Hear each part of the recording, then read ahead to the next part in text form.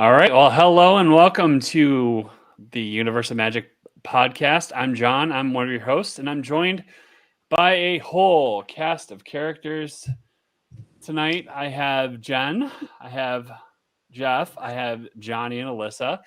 And tonight, we're going to mix it up a little bit. We've done a lot of news, and certainly you don't want to hear me talk about Guardians of the Galaxy for another 35 minutes. So we're going to play a little game called This or That. We're going to divide it into teams. It's going to be Team Johnny and Alyssa, if you guys want to come up with a team name, and team Jen and Jeff. And we're Team going to go at it. Sparty. We got Team Sparty. There you go. Yeah, because don't mention the other Michigan team. No. He'll go postal. So that being said, we might as well get into it. So I decided, and basically the way we talked about it pre-show, I am the judge and jury. So I'm basically going to listen to debate. You guys can argue it out. We're going to start off with a softie. We're going to go with cats versus dogs. Wait. Wait a minute. Complete curveball out the gate. Yeah, I was expecting So- Mickey or Minnie. If you've been tuned in to the University of Magic podcast since we started about 2 months ago, you do know this is a Disney and Universal themed podcast. And John, I think he's trying to get us on our toes because we have guests this evening. He's trying to throw us a curveball. Alyssa, I think we need to communicate here. I have a cat. I have a dog. I'm a dog person. But what's our decision here? Oh, 1,000% dogs. All right, cats. Dogs. Cats are cool because they run their own program, and I respect that. Cats kind of they're against the grain. They do what they want, and there's something I can dig about that. And also, if you watch the intro that John put together, at the end of it is a cat minding his own business. We got a lion. Lions are cats. We have to respect that. All right, they're 100% cats, but I'm going with dogs. But I do respect cats. I'm sorry. I'm sorry. I had to lighten it up. Like, I had to show us. Well, actually, no. It's Disney related because that dog is Doug because we named him after the cartoon. So there you go. It's Disney related. So don't go full judgy on me there, Johnny. I was judging you too. I'm sorry. Oh, that's okay. Left to my own devices. I'm gonna have to let Jeff answer first. We have 2 cats running around the house, so I'm gonna have to disagree on it, but it's all good. It's all good. We love dogs here too. It just we travel too much to have one. So we're team cat, man. They take care of themselves. We don't have to worry about it. We can go away for a week and they're like, "Where were you?" That's it. They take care of themselves. Fair. We'll be All right. Our team will be a little bit of a house divided because I'm allergic to cats, so I can't be a cat person, but I have a dog who acts like an a-hole cat. So there you go. All right. Well, I'm gonna be well. Speaking of kind of letting the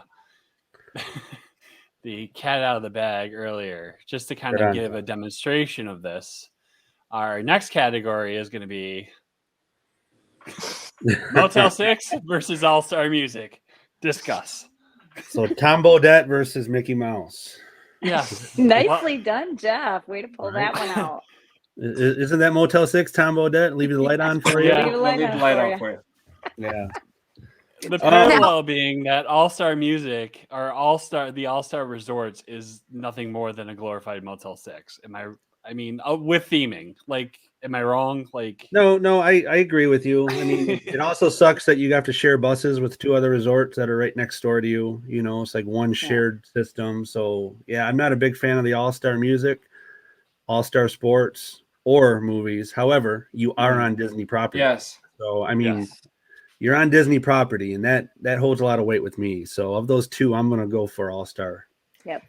Yeah. There you go. 100%. And also music Go has ahead. been updated. They have updated those rooms at music, and music has the family suites as well if you needed them. So they're giving those rooms the same treatment that they did at Pop Century, right? It's gonna look very similar with the pop-up bed and the I guess I've only the I've IKEA.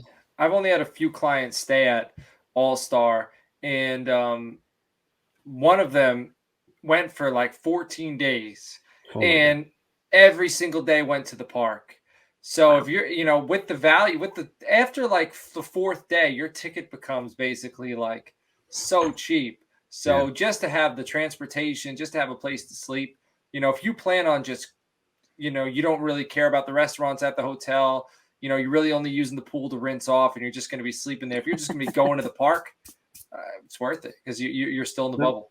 I agree. Yeah. I agree. If Yeah. you're spending that much time away from your room, I guess what's the difference between that and Motel 6? All right. Well, those were our two warm ups. Now that we're good and ready, let's get into the next category, which is offsite versus onsite. And again, I kind of ruined it with the last category, as I see Johnny just glaring at me. I'm not glaring, But- man. Okay. So again, going to kind of eliminating the you're on Disney property, there are like benefits to offsite versus onsite. So where do you guys land on that? Well, I mean, as a travel agent, I'm obviously looking to get all my clients on site, because that's where I think the magic is going to be better made for them and their families personally. Mm-hmm. I mean, we already talked about the obvious, you're obviously on Disney property, but you get to use Disney transportation. You got the monorail at your access. You got the Skyliner, the Disney bus system. You get the early access now if you're in any resort, actually. And if you're in a deluxe resort, you got late magic hours too. So Genie for me Plus, personally, Lightning Lane. Yeah, exactly. Yeah. I mean, for me personally, the extra magic hours at night from a deluxe is a big selling point for me with a lot of my families that travel. There was so Absolutely. much talk too when all this stuff, all these new changes came out. There was so much talk about they're eliminating the benefit of staying off site or staying on site, and that's really not the case. So it's kind of like they're adding more stuff in because they're seeing that, hey, people can go off site, but there's nothing like being there. So go ahead and let me know what you guys give some decide. things back. I think they have shifted, and it would be nice to get some of the things back that we got from being on site. And I'm hoping that eventually that does happen. But I am a little jaded because some of my clients do consider staying off property, and then I just get them the tickets. So obviously I want them to be on property, but I do also think it's the value. It's a Disney vacation. I want to there's when I'm staying at the beach club and I walk in and there's a greeter. And the experience, it's just my kids running up to the greeter and getting, pins. And I don't know. There's nothing like being at Disney World. I want to be engulfed in it 24/7. Yep. Mm-hmm. The only time really I found the benefit of staying off property is when I had a really large group that we all were arriving and departing at different days and different times. That was the only thing. So we all shared a house. Some of us arrived Thursday, some arrived Friday, some had to leave Saturday, some had to leave Sunday. So that was really the only benefit for us in being able to stay off property. But again, then we didn't have the early access. We had to pay for parking. We had all those other things. So it's give and take for the most part. If it's possible, staying on property definitely wins 9 out of 10 times. Alyssa, Jen, I think and your dog heard what you said about it. Yes. Absolutely. I was going to mention that too, is, with all the little things when you don't stay on property, all the little things that are included when you stay on property are start to nickel and dime you. I mean, you've got, your parking, and if anytime you need to go for dining, and it's just all that stuff, it just continues to add up, and it's so much more of a value by staying there and just immersing yourself. Mm-hmm. It's amazing. And just planning my first client's trip, it's amazing listening to their rationale for wanting to almost stay off site, because they see the sticker shock of say Pop Century versus the All Stars. And it's amazing to see how people don't really realize that you can get a really cheap room, but then you're paying parking, and then all these other things. You're paying overnight parking, all the little ways they nickel and dime you, and you're not really saving any money.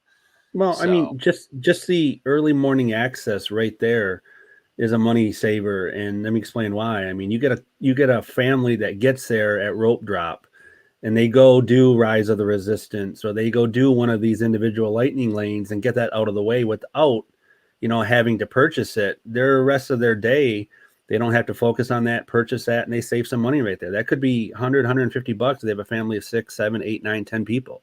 So I mean, there's financial advantages, just within those early magic hours or the late magic hours, if you want to try to walk on some of those rides when the general public staying at their Hiltons and everything is gone, because they can't get on, they don't have the access. Yep. Pretty much the thing I learned last trip is like with Animal Kingdom, if you get the opportunity to get there at 7:30 in the morning, you can get there, ride Everest a bunch, and then like sneak over to the safari and see the lions in their peak. Yep. Just when they're up in the morning, it's just great. And I know I talked about that last show, but that was like the highlight of my trip. Is like watching them, and it was just the coolest thing ever. I didn't get to hear him roar. I've yet to hear him roar, but still, it was great. So Awesome. all right. So our next category, and this one's a little fun too. Midday nap or go all day and night? Man, I think I'm team midday nap. Me personally, as I get up there in some years, I need that power nap to go all night. So it's kind of a necessity for me. And it doesn't even have to be me leaving the park. I'm willing to do what Karen was doing there on the bench. I'll just be a little bit more subtle and go find a corner and have a power nap. But I love my midday nap. it's a good one. Alyssa, where do you stand? I'm do a calm, dark rider show midday. Get a little AC, get a little break, decompress, not be so stimulated, and then maybe let my kid then go sleep in the stroller for 30 minutes or so clutch. after that, and then right back at it. Like, because I don't want to spend we try to intentionally stay at like a Skyline or monorail resort so that we can go back if we really needed to. But if I can, I'm staying in the park all day from morning to night. What about you, Johnny? I mean, haven't you noticed rides like Carousel of Progress and the President and all that? They get really popular midday. Yeah. Why? Because they want to close the eyes. Exactly. That's just sacrilegious to me. Is sleeping in Carousel of Progress. That's just Jen, where are you? I want to go last here.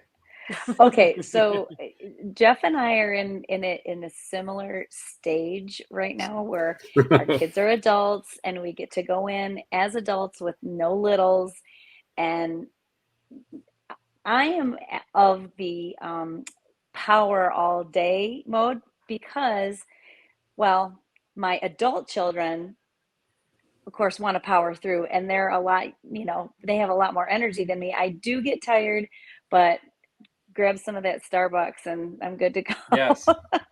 They need like another, like Animal Kingdom. I feel like you can get coffee everywhere. In Magic Kingdom, I feel like we need more options for coffee. More I think there's only 2 places in Magic Kingdom. Not for nothing.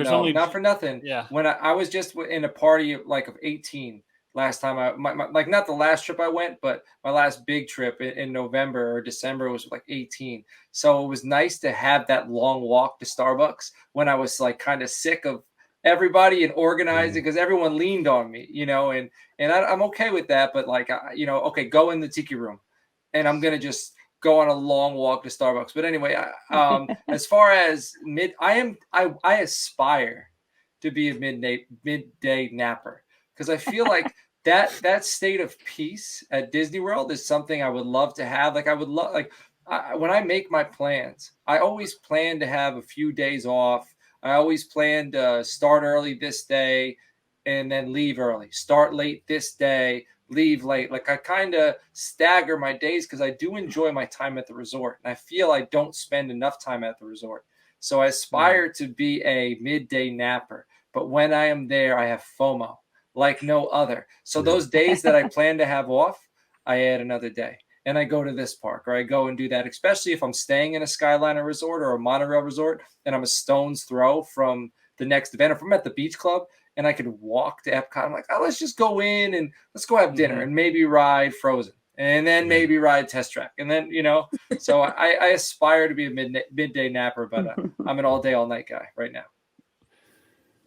For me, and this is kind of where I'm judging it. Like it depends on the group I'm with. And again, Johnny, touching on your point, like it like when I was with my brother, like who was like 9 years older than me, he would like peter out at like 1 o'clock. I'm like, oh, you're killing me, man. Like, like, so like when I first started going there, I used to be all about the midday break, but now it's like, it depends. Like if I'm with my wife, we try to power through. Like we like, instead of taking like a midday break, we like, we'll just, go for dinner, and that'll be it. So, all right. I'm now loving we these, did man. that. These are good. These are good questions. You told me to have fun with it, and you gave me examples. I took them and ran with them, so you can't judge me. All right, so our next one. I'm happy. I'm digging it. Our next one. Ooh. There we go. We talked about this last show, and you both know where I stand. You're about to know where I stand in a second here. Oh boy! Go ahead, right. Go ahead, Jeff. I want to hear it. Go ahead, Jeff. So I used to run a haunted house. That's one of the things that I ran a haunted house here in my hometown of Saginaw, Michigan for a decade. It was a labor of love, not a lot of money in it. It was a nonprofit with a local blood bank, and the bigger the scare, the more we got off on it. So I'm a universal when it comes to that perspective. I love a good haunted house, a good theme. I love a lot of real actors mixed in with some cool animatronics. I hate going to haunted houses that rely on animatronics and no bodies to mix in there. So, there's a warm spot in my heart for a good haunted house. We have lots of them in our area. There's a publication out here called the Fear Finder in Michigan that it's like a pilgrimage. Every fall we hit the top 10, 15 in the state, and if you don't come out with streaks in your underwear, it wasn't good enough, so that's the goal. That's the goal, Jeff, man, we need to around like as we get to the fall season, we're gonna need to bring you on because I love Halloween. Like I love Halloween. I love horror. My son, like I raised my son on Goosebumps and Are You Afraid of the Dark? Yeah. Like, and since he was young, we listened to R.L. Stein's Story Club in the car. Like when we were on a road trip, it's like 8-minute stories. The dude loves Goosebumps. So I'm into like real horror. So I'm with you. I'm actually, I hate to say it. I don't think I'd ever go to Mickey's Not So Scary Halloween Party again because I feel like it was a waste of money for how packed the park was. Yeah. When I bought that extra ticket event and we got all dressed up and I thought we were going to like ride everything, do everything. I saw 2 characters. I got on 2 rides. Like, they need to make it more exclusive for it to be valuable to me. Now, Universal, I listened to podcasts in April, like gossiping about what like haunted houses are going to be there. So I love the story, and maybe it's the horror person in me, but I love the story and the theme just like you. And we're going to have to get you on around the fall season to talk about some of this stuff, man. I would love that. I got pictures of my kids who are now 22 and 19. I got pictures of them as little kids, 3-4 years old, walking around a dark haunted house, helping out. They love them too. They've grown up on them. So, I would love that. Haunted houses, the scarier, the better. And fall's the best season of the year, baby. Fall's the best season of the year. Alyssa and Jen, I think Mickey needs your help here. He needs you to stand up for him. So I can't say that I'm gonna disagree with Jeff. I'm not a huge horror fan, but I will tell you, I think your value is better spent, you're better gotten at Universal. They have so many really cool themed houses. The Beetlejuice one, the Stranger Things one. I thought that they are so cool. And when we did the Not So Scary, I just wasn't impressed. I love the costumes and the people watching, but for the bang for your buck is going to be at Universal, I've got to say. I think there's an audience for, Not Your Scary. I think there are some people that would love that, but in my opinion, Disney's missing out on the opportunity to do like a brother one over at Hollywood Studios and take some of those franchises and bring them, to the forefront. I mean, do a real deep haunted mansion over there, a really good one. And there's just an opportunity at Hollywood Studios. I think that they could really compete with Universal. In overseas, I believe is it Tokyo or one of the overseas Disney theme parks does like a real haunted attraction around Halloween. Like they would never do it over here, but I've seen walkthroughs and it was like a sick, twisted fairy tale. Like you've seen it with Pinocchio and with the Mad Hatter. Like they really go for it over there. And in 2018, we went over to China and done the 3 theme parks over there. We done a China Japan Adventures by Disney trip, and we went over to Shanghai, which is an amazing park. But their Pirates of the Caribbean, I mean, that is legit. Yes. I mean, it's still to this day one of the best rides I've ever been on in my life. Mm-hmm. Like I went on that expecting, oh, hey, cool, another Pirates of the Caribbean. And there's pictures of us with my mouth going, as we're going around. I mean, it's incredible. It really goes deep into the whole, it's really relevant right now, but the whole Pirates of the Caribbean, Johnny Depp, and it's deep that was a good choice of words. Yeah, because you do go deep. You go deep into the ocean. Yeah, it's amazing though. I mean, I can't say enough about what Universal does. That's an annual or biannual trip when we're down there in the fall to go over to a couple haunted houses. I'm not a huge Universal fan. I love Disney. For the service, and as I get older, I just love the service that Disney provides and stuff. But Universal, you can't take anything away from what they do in the fall. It's amazing. Alyssa, where are you? Where are we picking? So, in the same way that you aspire to be a midday napper, I aspire to enjoy horror and everything. So I promise no spoilers. I finished the season 4 of Stranger Things. Half the time I had to look away because I was terrified. However, that last episode was epic. And so we're halfway through episode 5 right now. I won't spoil it, I promise. But it's such a good storyline. But I swear, if you throw me in a room with Demogorgons coming at me, I will have streaks in my underwear. Are we Team Jonathan or Team Steve? Oh, that's very good. I think Team Steve for sure. Good. Me too. Yeah. Now, good. That's tough, but Team Steve. So I want to like it. I agree with what you're saying about the value of it. I do think Universal does really, really well in general. It's like $75, and Disney's is like $125. You're right. However, when I've done Mickey's Not Scary. I did Boo Bash last year, and I personally really, really enjoyed myself. I know you're doing this, Johnny. Hopefully, I want them to bring Oogie Boogie Bash to the East Coast. That looks a huge step above Mickey's Not So Scary, and I would pay the money for that because I think you have a lot more opportunities there. I'm gonna have to live stream from Oogie Boogie Bash this year. Yeah, that would be fun. You should totally flex and do it. Like we'll have you on for like a segment or something. Heck yeah. So, all right. So it's getting late and I'm getting kind of hungry. So we have a couple food debates here. Mickey Premium Bars versus Mickey Pretzels. Discuss. Pretzel. Oh my God. What? Question. No. What? Although they are kind of. I have to agree with Alyssa on the salty side. Pretzel und beer. You got to put those together when you're in Germany. Yeah, because it always comes with a beer. And a pretzel. Listen. I don't midday nap. I midday Mickey ice cream pop. That's what we do, and then I later in the day, and then I early evening when the kids need a pick me up when we don't do something they want to do. Like Mickey ice cream bar is like our medicine. When we're on property, so I'm 100% there. Team Mickey, and they taste better when we're there. They don't taste the same when they're home. I feel you. We went to a DVC event in March, and I think I had about 9 of those Mickey bars that they were giving out at night. So I definitely like that. But man, the pretzel always goes with a beer. I mean, it's especially if it's Germany, right? Well, I also have a gluten allergy, so I can't have the pretzel. So maybe I'm jaded. Well, for you guys that have kids, their kids need that sugar pick me up. I get it, but yeah. I will say though, I feel like every single time I go to the parks, it goes up a quarter. I remember when Mickey bars were $2.25, and now they're like $6. So I'm a little disappointed in that. However, I'm with you though. Mickey bar, literally every time I go. You can get So- those Mickey bars at your local grocer now too. They do not taste the No, same. they don't. They They They don't. do not taste the I've same. tried. No, they don't.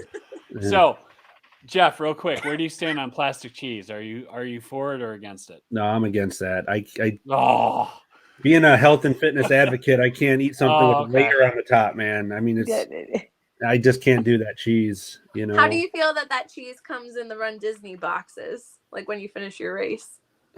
I guess at that point it doesn't matter. I mean, you just want something in your body, you know, just put it in there. But The best. if I can, you know, I generally bring my own dip and cheese or something like that from a store. Mm. I'm a big backpack guy. I always got snacks back there. There's probably a Mm. cheese cup in there somewhere. That's awesome. All right. All right. So my wife requested this one because we always fight over this one. So this is school bread versus churros. Alyssa's like, I've never had school bread. Neither have I I. have not. All I right, have we'll skip not. to the next one. Yeah, I don't even know. Well, John, I then can't. you go. You Yeah. tell us your answer. Yeah, you here. tell us. I haven't had the left, so I mean, I can only talk about my Mexican heritage and the churros. So you know, Churros are okay. School bread was meh. I was so churros. All right. Well, that flopped. Okay. I've heard that the gluten-free churros at Nomad Lounge at Animal Kingdom are amazing, whether you're gluten-free I'm or gonna not. have And to I'm get 'em. trying those. Yes, I'm going when we go in a few weeks. So I'll report back. Let me know. Yes, it's Yeah. it's gonna be exciting. All right. So here we go. Illuminations versus the Taco in the Orb show, or Harmonious as my so my wife calls it the Taco in the Orb show. My wife had a lot of influence on this show because like that's I'm never gonna look at that show the same way again. I'm gonna think of a big taco now. I'm gonna sit this one out just because oh I you have haven't seen it in person yet. okay. You know, I want to wait, and I had the opportunity to. I was there twice in the last like 6 months. I just Missed haven't. opportunity. Yeah, The technology is amazing. It reminds me of World of Color, but I'm always going to be a Team Illuminations fan because Yes. I loved the original Illuminations. I think I actually shed some tears on when it finally went away. I mean, it was a big part of my kids growing up and everything. I just loved it. I listened to it at my desk all the time, you know. But yeah, the nostalgia of that show was it's Mm. amazing. It's amazing seeing that big thing come rolling out midday underneath the bridge there by the outpost, the African outpost. I mean, there's a lot of memories I carry with Illuminations. I mean, don't get me wrong, you know, the new show is amazing with the taco, but and I love how the new show, you know, is in a lot of the songs are in their native language. You know, that's really cool. It's a cool effect. But man, Team Illuminations for me. I'm not a enjoyed. huge fan of seeing everything out there all the time. You know, it just kind of the view of the lagoon is different now. I'm not sold on that. They sullied it. They really did sully it for me. Like I remember, so like my last trip in May, I remember watching the show and be like, okay, good, but it's not Harmonious. It's not Illuminations. Because like I remember we were sitting at the restaurant in the Mexico Pavilion, like forgot what it's called. But we were sitting there. I made San Angelo. specific. Yeah, no, not San Angelo. Hacienda des Hacienda. Yeah. And I remember like fighting to get these reservations around the time that Illuminations happened. And it was spectacular. It was like the last night of our trip, our first trip together. You know, it was great. We had great memories from it. But yeah, like there's nothing like bring back. I mean, they'll never bring back Illuminations, but like it was great. So, all right.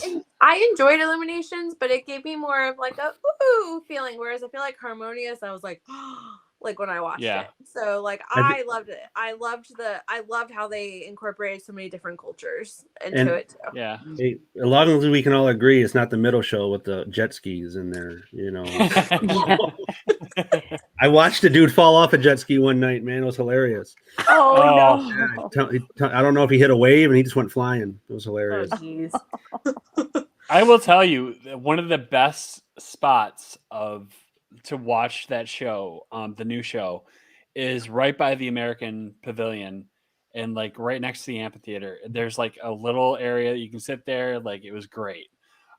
So like, you know, if you, there's specific ways, there's really not a bad seat, but if you want to catch the projections, you got to catch it, you know, in the middle. So in the middle of the vortex. Another great spot too is down on that platform in England. You're a little bit closer to one of those tacos, and you can really see the effects down there if you go to that bottom platform behind England.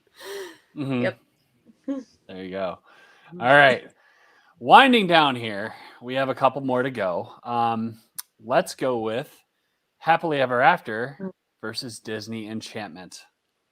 I will fight if this comes out the wrong way. Man, I feel like maybe my Disney fan card is going to be taken, but I don't really like the late shows because I don't like to be claustrophobic.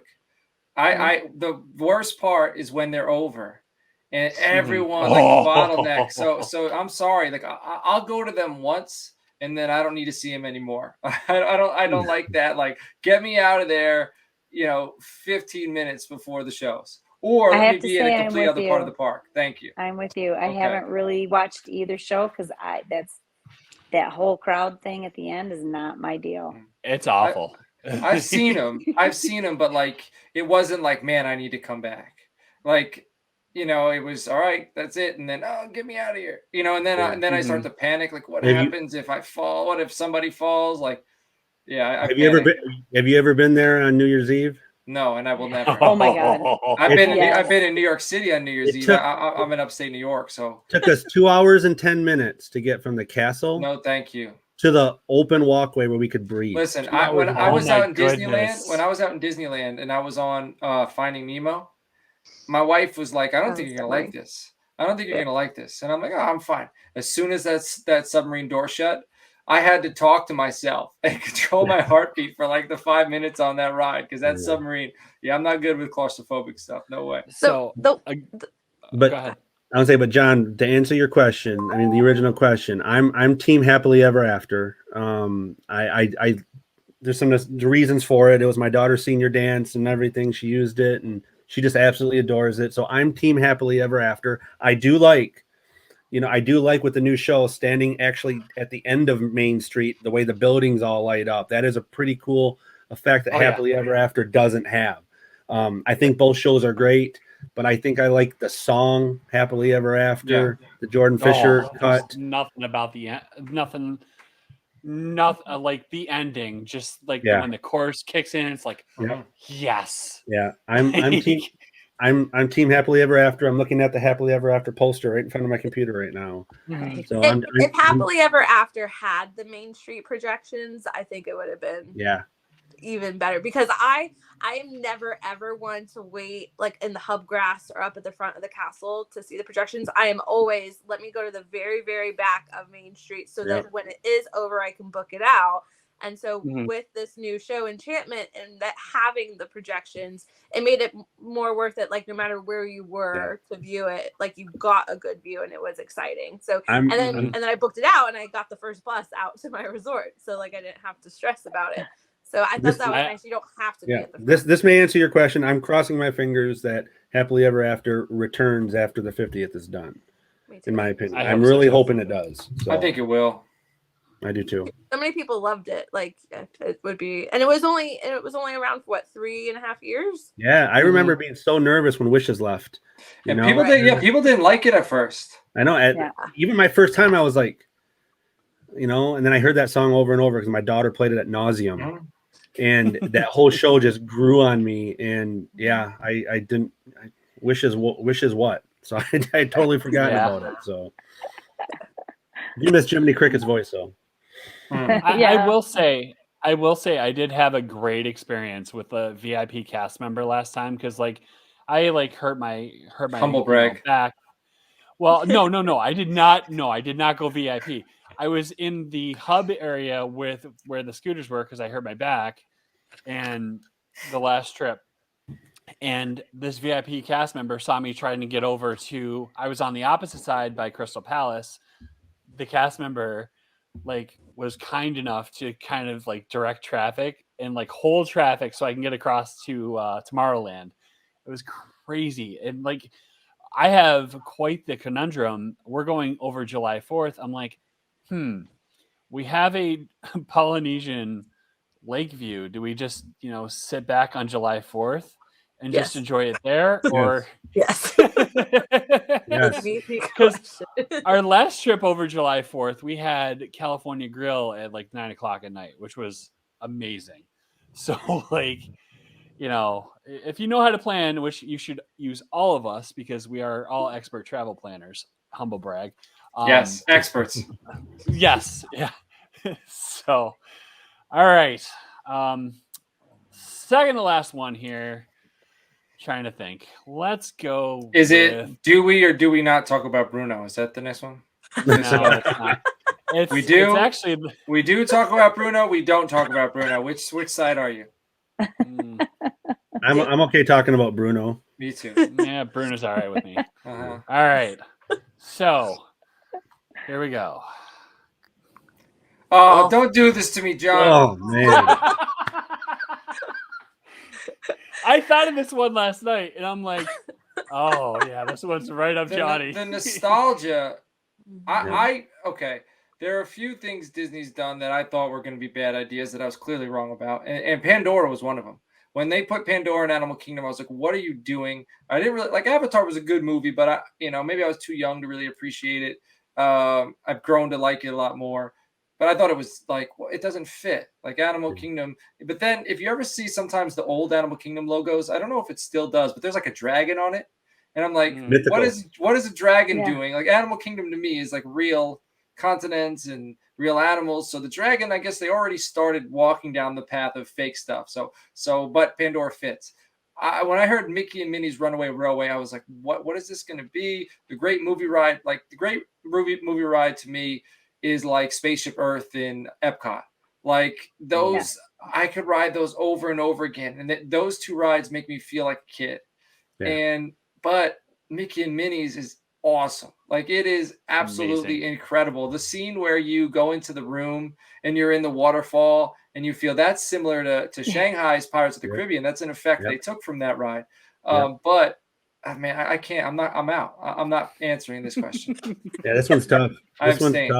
This one's tough. I mean, I love the idea of Mickey Runaway's Railway because it introduced the first Mickey ride. I mean, how many years has this Disney thing been going on in the parks, and this is the first ride? I mean, you kidding me?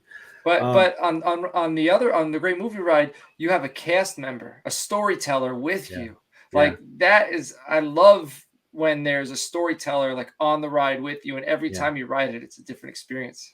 Yeah, this one's tough for me too. I mean, this is a toss-up. I like them both. I think I'm probably leaning a little bit more toward Great Movie Ride, but both of them are amazing. Both of them are. I was more upset that they got rid of the backlot tour than I was that they got rid of the Great Movie Ride, because the backlot tour was by far my favorite. Now, granted, obviously that made way for Toy Story Land and Galaxy's Edge, which are both fantastic, but couldn't you have somehow kept backlot tour? I would have been happy. So yeah, I'm also torn though. I don't really have one preference. I love both the Great Movie Ride and Mickey and Minnie's. Mm-hmm.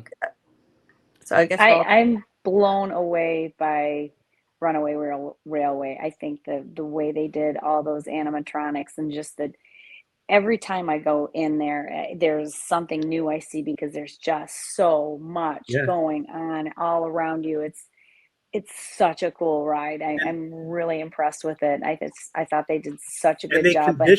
They conditioned us to be ready for that by channel, was it 25 in our rooms? Those Mickey shorts, those new Mickey shorts. Yes. They're always playing in our room, so we got conditioned to love those new cartoons. Yeah. So that was a good one, John. Here's the answer, or here's the question: if you had either or in your backyard, which one would you ride more often? I know. Probably Mickey and Minnie's. I think Great Movie Ride for me. I'd probably ride Great Movie Ride more often. Yep. I think because Great Movie Ride, as exciting as it was with the storytelling, it was just slow. Like it was slow moving. Whereas Mickey and Minnie's, I feel like I was kind of jostling back and forth a bunch and stuff. Yeah. So that's really the only reason. Like I feel like I could do that more over and over again. I know I think Johnny's going to I look would at me agree weird. with you, Alyssa. I know Johnny's going to look at me weird, but I really do think they took some of that element from Great Movie Ride and put that into Rise of the Resistance. Because depending on the cast member you have, it's a lot similar. Like I've talked about him before. There's a cast member by the name of TJ who does the Tower of Terror and Rise of the Resistance. He's spectacular. Like he's just amazing. And so like that makes the ride. And like the one time I rode the Great Movie Ride once. And I'm like, okay, I can see the nostalgia. And when they took it away, I'm kind of like, okay, I can see why people were mad.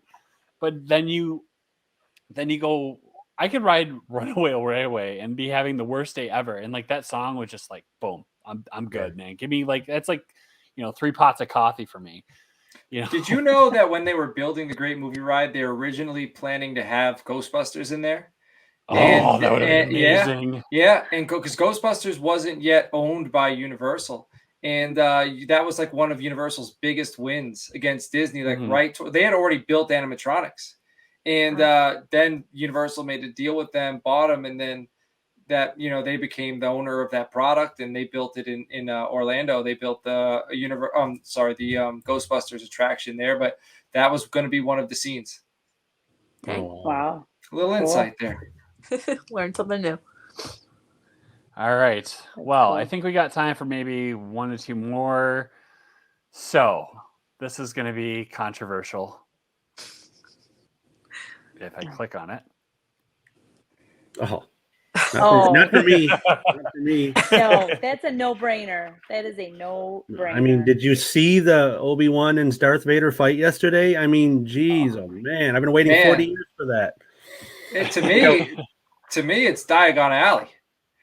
Wow. I feel like there's no like in Star Wars over Galaxy's Edge.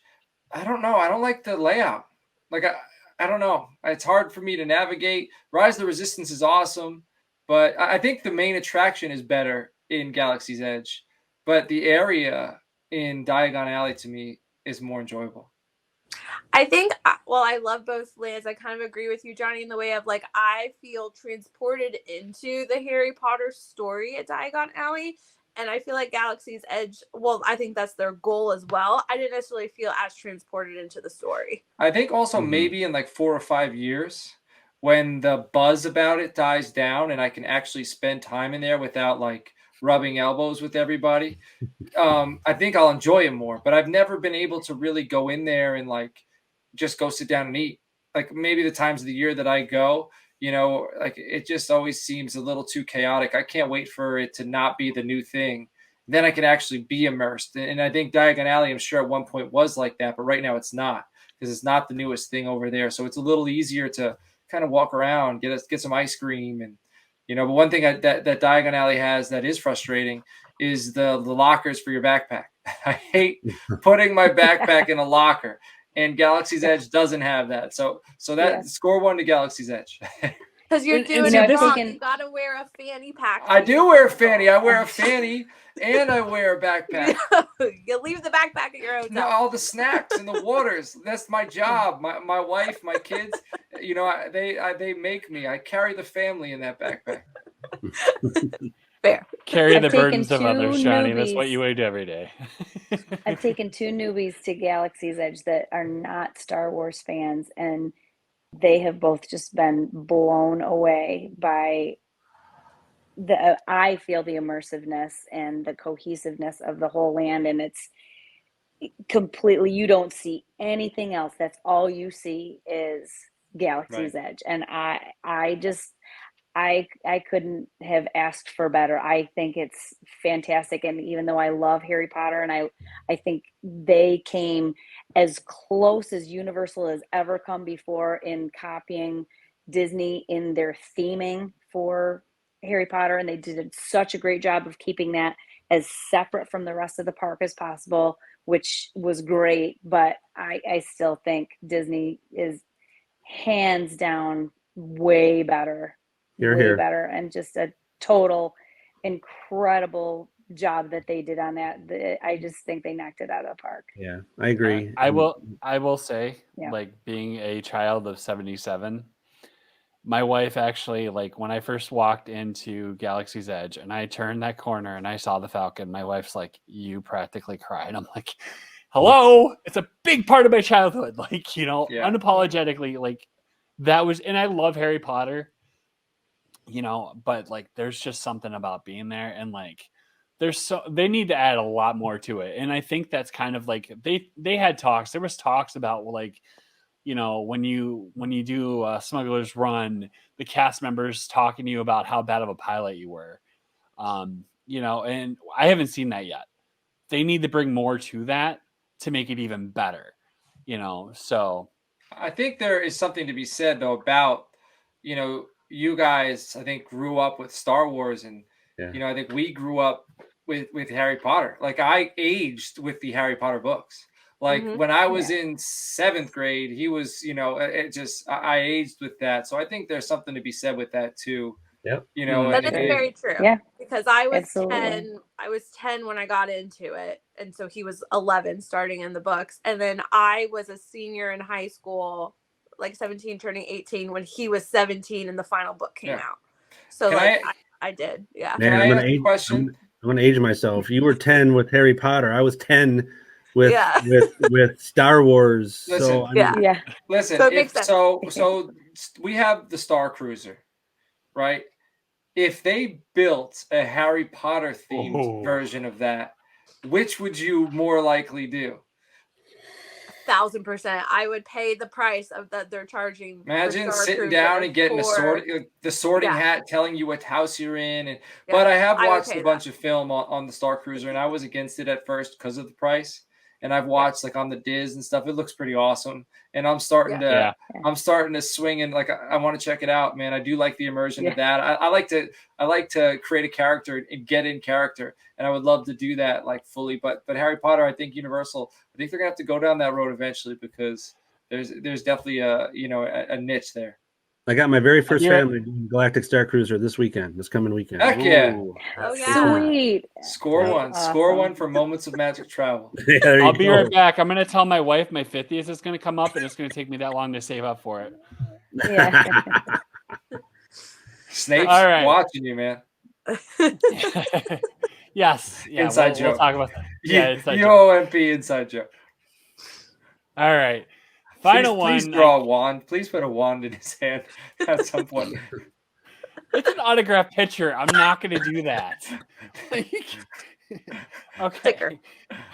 We'll put a sticker there. I'll settle with that. Okay. Final debate. And we kind of ruined it earlier, but yeah. I don't think you've ruined it. No, I mean, All right. this all leads up to this. This is a perfect one. Yeah. I mean, it's Super perfect. Bowl. Yeah, you guys already heard. Yes, you guys go heard- first. I'm team service. I love the service. I love the cleanliness. I love the theming, you know, the deep theming. So I'm team Disney all the way from that perspective. Absolutely. Yeah, Universal's wonderful for some of the franchises over there, and we do go there quite often. But I just spent mid-February to mid-April in Orlando. We were doing our first year one of our snowbirding, and I spent, I think, 35 or 40 days of that in Disney World. It's just so easy. Yeah, I mean, it's just Disney World for me. A lot of it's got to do as I get a little bit older with the service element of it. Mm-hmm. I mean, there's some argument here with the last couple of years and everything's gone on that some of it. I don't see that. I still think the service every time I go there is amazing. I've yet to have a really bad cast member experience, especially just I don't know. I'm Team Disney all the way. So that's me. Jen? Yep, I'm going to agree with you 100%. I just think you go to a Disney college to learn how to become a guest facing or customer service representative, which is not the word at all, but a guest facing cast member. And when you walk in, you are on consistently. And I, like Jeff said, I have never experienced any type of negative interaction with a cast member. Whereas Universal, I just think, they kind of hire whoever, and they're they do a good job, but it's not to the par that Disney is. They go to great lengths to maintain that storyline throughout every single aspect of your visit, and there's nothing like it. Alyssa? So it's interesting because I've done both at different stages in my life. So I grew up in Orlando. I was a Universal annual pass holder for years, back when it was, like $89 for an annual pass. So that's something I remember a lot growing up. I did not go to Disney a whole lot. I've honestly never had a Disney annual pass because I could never afford one. And I say that because I think back then in my teenage college years, Universal would have been it. It would have been my choice. Now that I am older, I have kids and everything. We still had Universal passes a couple years ago when I was pregnant, and there were 2 rides that I could ride in both parks, and that was it. And so when we brought our son, there was 1 ride that was open at the time that he could do. So I think in that respect, as long as it's everything you guys have said so far, feel like I've done pretty much everything except for Halloween Horror Nights at Universal.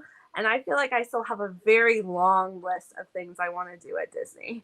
So I feel like in that way, Disney is, I could go, and I bet, Jeff, you went all 35 days and still had things you didn't get to do. And so last time we went 3 days to Universal, and that last day I did a half day, and I was like, okay, I think I accomplished everything I wanted this trip, and we took the rest of that day off and just kind of hung out. Mm-hmm. So Disney, I feel like I just want to go the whole time, and I enjoy every little second of it, on top of what you guys are mentioning about the service and everything. So at this stage in my life, my answer would be Disney. If that is something.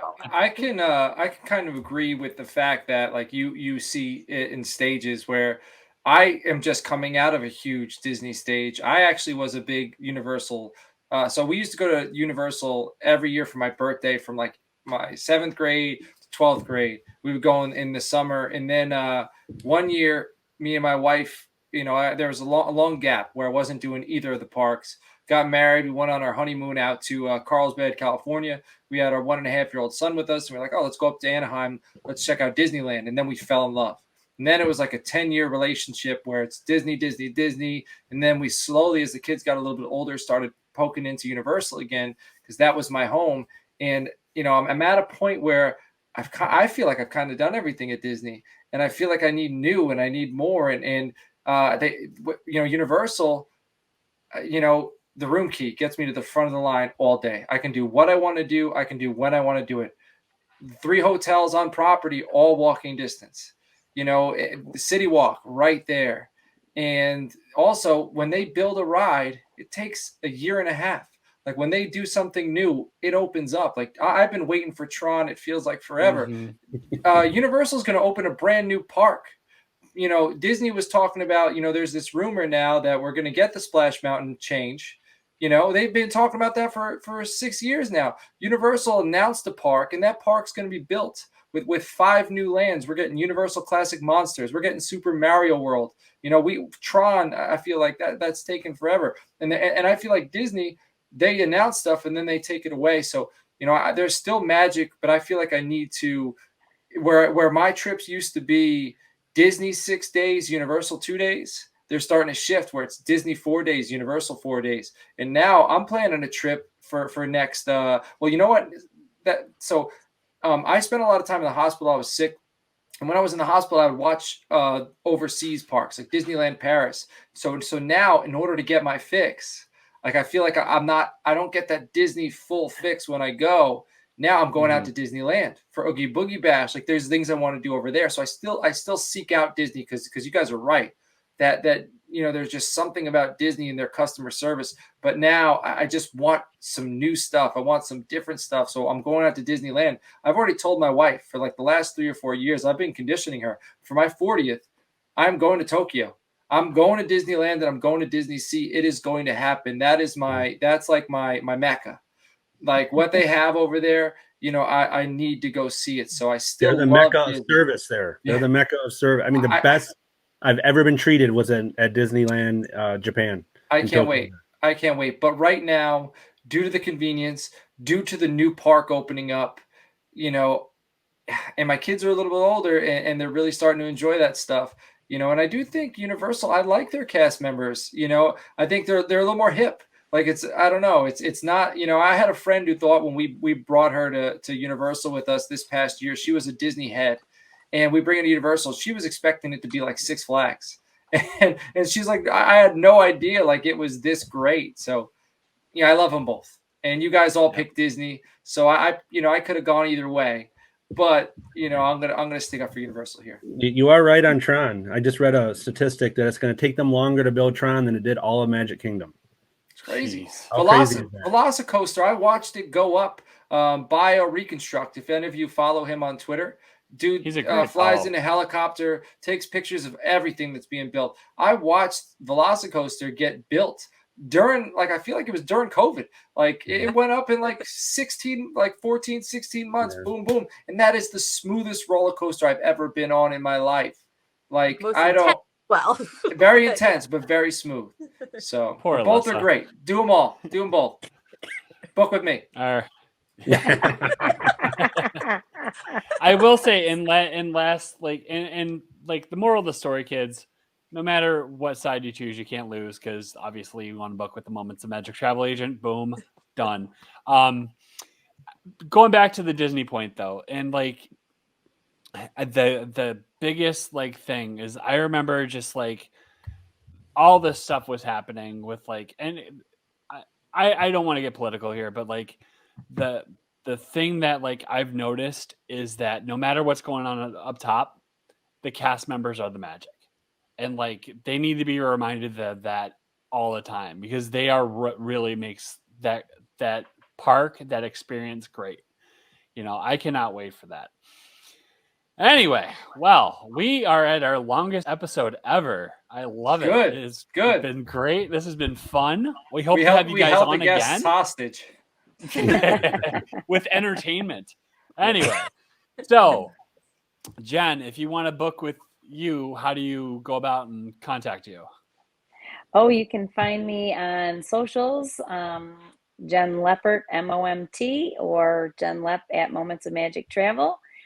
Thanks so much, you guys. I appreciate you having me on. It was super fun, and we can all help you out. So yeah. Jeff, what about you?